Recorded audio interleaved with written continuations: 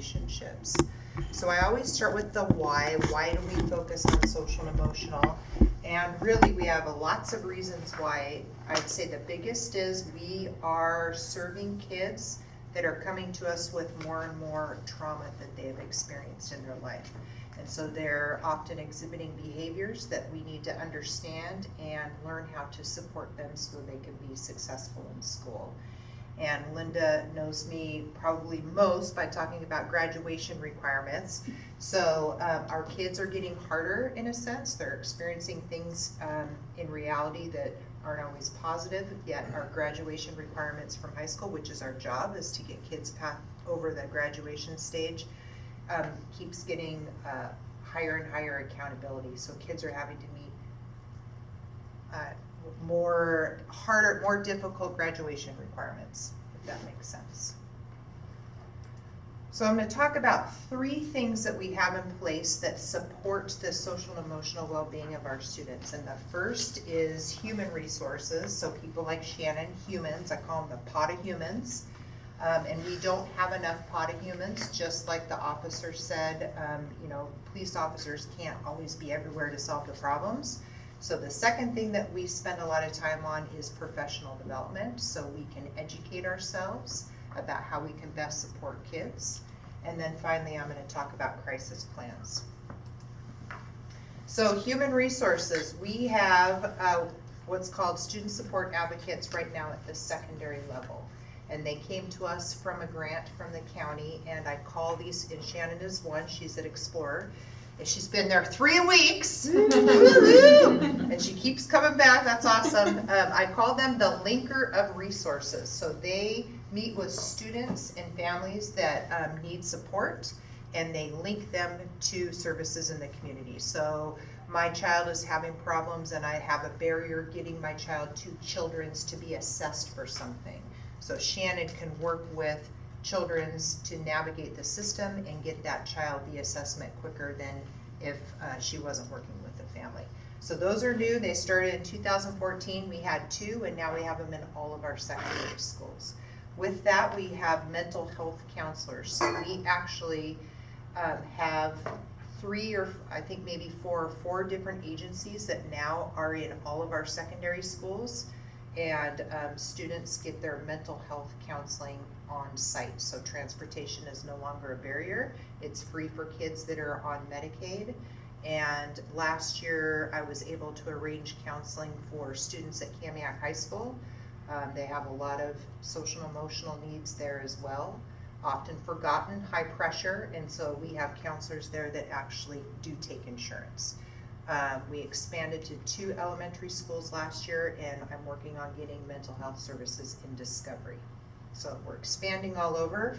We have drug and alcohol counselors. We have parent liaisons at 4 of our middle schools and all of our Title elementary schools. Do you guys know what I mean when I say Title elementary schools? No. Okay, so schools that have a high percentage of free and reduced lunch get additional services from the state government and the federal government. And so with those comes extra support. So we have parent liaisons that work in Horizon, Challenger, Fairmont, Olivia Park, Discovery, Odyssey, Pathfinder. I feel like I'm missing somebody. So pretty much all of the east side schools. Correct. So we have 4 non-title buildings that are on Mukilteo Elementary, Columbia, Endeavor. Lake Stickney? Yeah. Well, Lake Stickney's Would be the title. Yeah, would be a title. We have school counselors. So I've been in the school district 21 years, and we started with, we've added a lot of academic and school counselors over that time. So Explorer and Voyager now have 3 counselors. They used to only have 2. It wasn't just till recently that they have 3. Mariner, for example, has 5 academic counselors. They have a career and college ready counselor. They have a full-time student support advocate. They have full-time mental health counselors, and they have drug and alcohol counselors. So we've added over time. Yes? So school counselors encompass the advocates, mental health, and drug and alcohol, or school counselors are their own entity? They're their own entity, so now they're really able to focus on academics. Okay. So you have your academic and then your social and emotional supports. Elementary support specialists, that's the elementary version of a school counselor.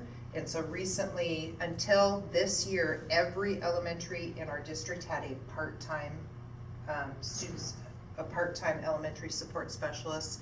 Now, if you're a title building like Horizon, you have 1.5 people, so 1.5 people, so they increase by 1. And if you're in a non-title building, they increase by 1/2. So everybody has at least 1.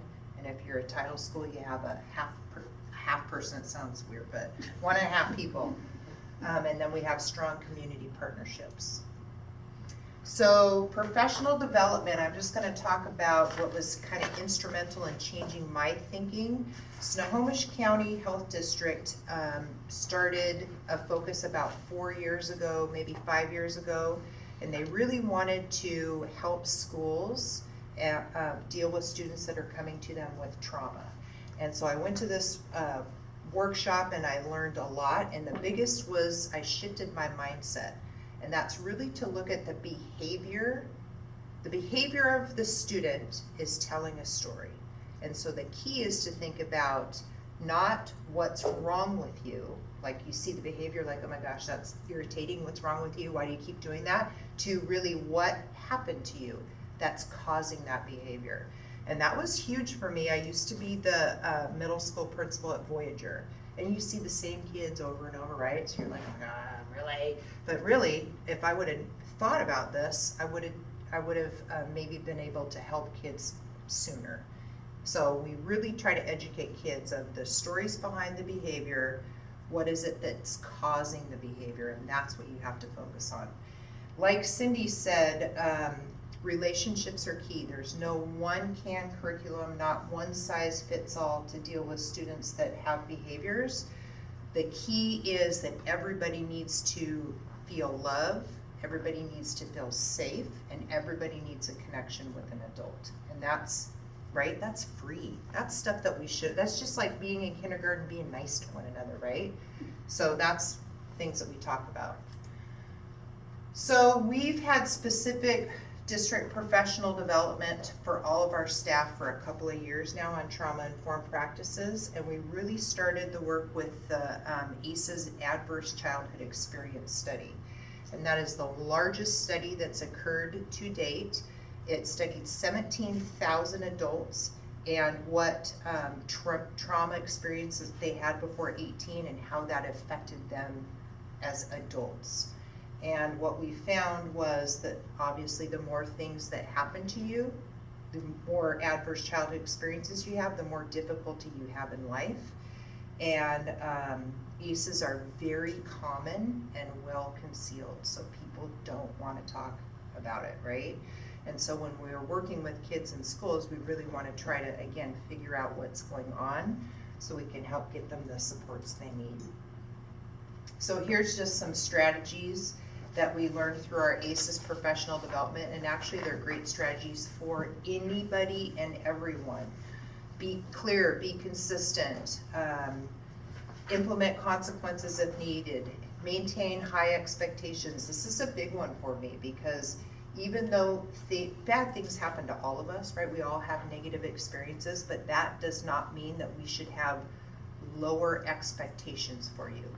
We should have high expectations for all of our students, but the supports they need to be successful are going to look very different.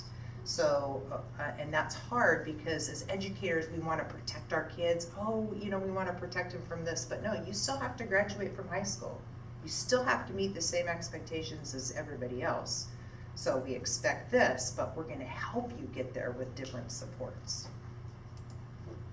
So last year, our professional development, we hired Kristen Sowers, who wrote the book called Fostering Resilient Learners. And she just was kind of like the next layer of, okay, if this is ACE's adverse childhood experiences, then she just added another layer of how to work with kids that need additional support. And then we have 4 schools that are involved in a trauma-informed grant through the county. And they're in year 2 of their grant, so they actually have professionals that come in and do one-on-one staff training, small group, large group, and they're really trying to focus on how to be a trauma-informed school. What schools are those, Allison? Oh, they are Discovery and Olivia Park and Explorer and Columbia. Who asked that? Was that Linda? Did you? Yeah, okay. So 3 title and 1 non-title. So here's some strategies that we learned through Kristen Sowers. Again, relationships are key. Identifying your own triggers. I mean, that's even great for us as adults, right? I have triggers, so I know they're coming, so I self-talk. That's a strategy, right? So these are things we're trying to teach kids as well. So I collected a lot of data last year on professional development. And so we had 548 staff members participate in multiple sessions of trauma-informed practice. So multiple, that's 4 or more. So that we have about 1,000 teachers. So over half of our teachers. 95% gain tools to work with students who have experienced trauma. And you know, professional development is awesome, but it's what you do with the learning that's key, because we could, like you're listening to me now, but if you take away something that you learned from me and then implement it or try it like a strategy, it's going to be way more effective than just listening to me and going, oh, she was such a good presenter, but I don't remember everything she said. That's a joke. So, but my point is saying, I talked to, on the evaluation forums, I asked all the 548 people, what are you going to do differently as a result of this training? And then I just kept track of quotes. So one is avoid judgment of behaviors and seek to understand the why behind the behavior. Embrace my students' cultural experiences. So this is, I'm kind of proud of how many staff we trained last year. And then this year we're focusing on classified. So certificated are teachers, and then the non-teachers in our district, they're just as important. They need professional development as well. They work a lot with our kids, and so we're doing the same kind of training for them.